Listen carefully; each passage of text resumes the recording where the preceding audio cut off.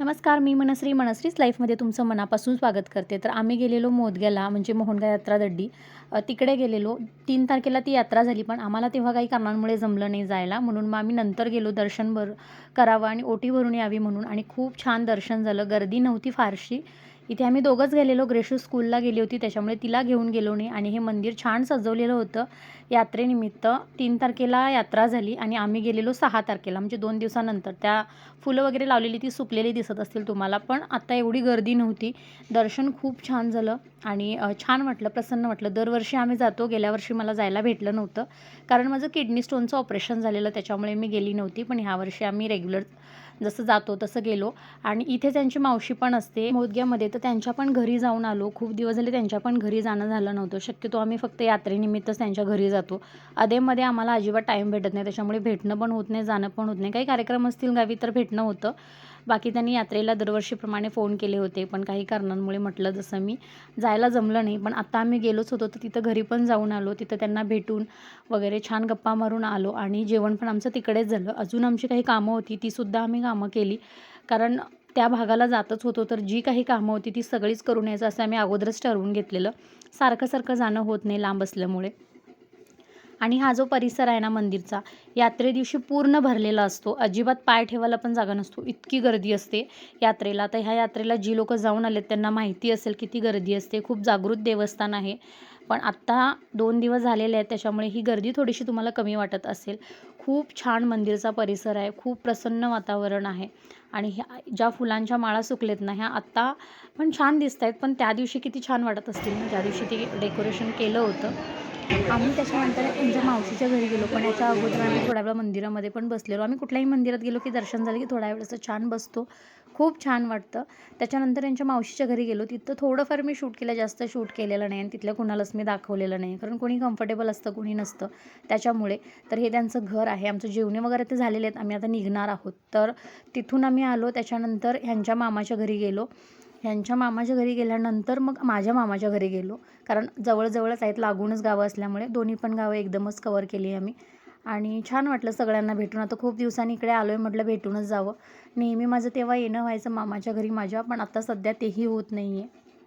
त्याच्यामुळे असं जर काही कारणानिमित्त ह्या भागाला आली तर मी नेहमी आणि आवर्जून आईबाबांना तर भेटते. आम्ही आता चाललोय गावी आणि मी आणि ग्रेशू दोघीच आहे बसमध्ये. पूर्ण बस खाली झाली. आमच्या गावच्या अगोदर एका मुलीने फक्त एक साडीवाला बसतो, बाकी पूर्ण बस खाली आहे आणि ते 2 मिनिटांमध्ये आता गावी पोहोचेल. आणि आत्ता वाजलेत 10ला 5 मिनटं कमी आहेत आणि आम्ही लवकर आलो. सकाळचं सगळं आवरून बाकीचं सगळं घरातली कामं वगैरे सगळी करून आले. शुक्रवारी आम्ही मंदिरात गेलेलो, तुम्ही बघितलंच. त्याच्यानंतर शनिवारी मला व्हिडिओ कंटिन्यू करायला जमलं नाही. घरी आल्यानंतरही मला जमलं नाही त्या दिवशी व्हिडिओ कंटिन्यू करायला. डायरेक्ट हा मी संडेला शूट करते आणि संडेला सकाळी घरातली सगळी कामं आवरून आम्ही लवकर 9:30च्या बसनी गावी गेलो होतो. 10 वाजता ती बस गावात टच होते. तर त्या बसने आम्ही गावी गेलो होतो. जाण्यामागचं रिझन हे होतं की मला ग्रेशूचं एक फोटोशूट करायचं होतं. खूप इच्छा होती खूप दिवसापासून, पण ते सक्सेस होत नव्हतं आणि फायनली ते आता होणार होतं. तर खूप छान वाटत होतं. थोडीफार तयारी मी केली होती, थोडीफार तिथे जाऊन करायची होती मला तयारी.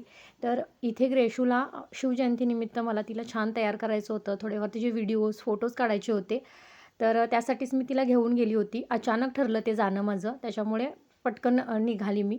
लहान मुलांचे ना ह्या वयामध्ये जेवढ्या आठवणी जपता येतील ना तेवढ्या जपायचं.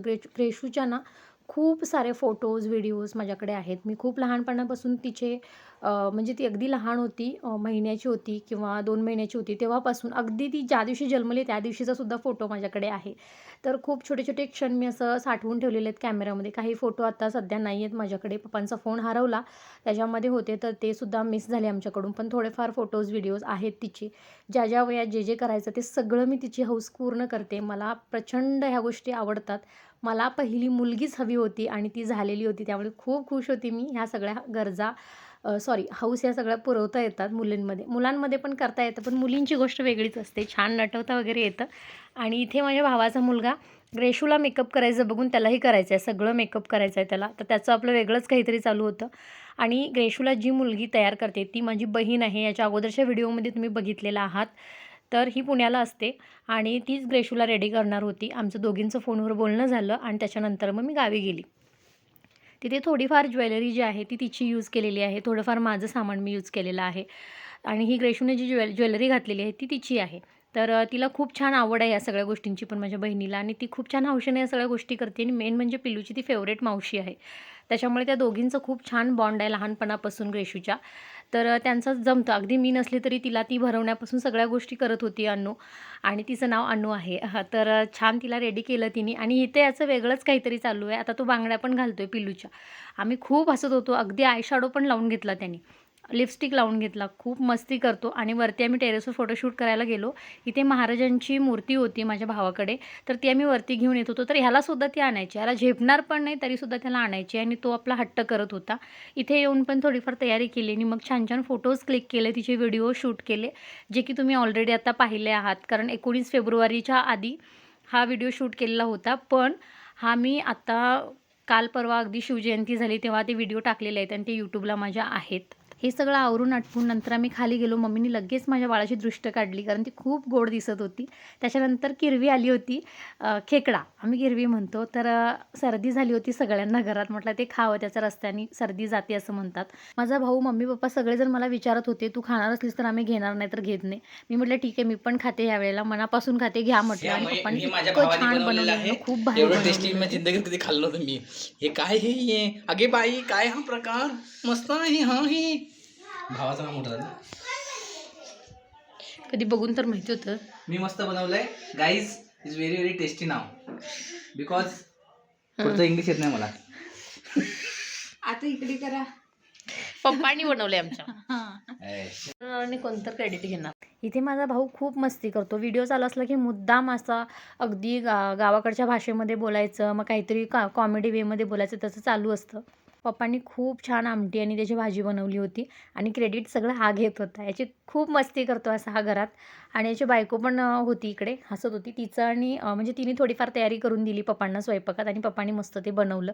तर खूप छान झालेलं, ते टेस्टी झालं होतं. तुम्हाला ऐकवायला मी थोडंसं असं बोलणं मुद्दाम ठेवलेलं आहे याच्या आधीच्या सलमान क्लिपमध्ये. खानला मस्त पण झाला बनवलंय. रस्ता आणि पप्पांनी बनवलंय आमच्या.